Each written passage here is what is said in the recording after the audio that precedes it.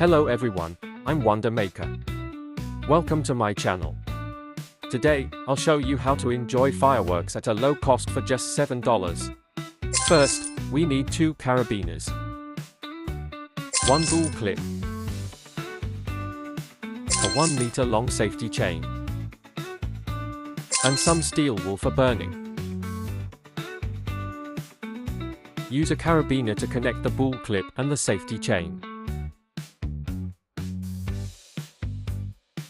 Use another carabiner to create a handle loop with the safety chain.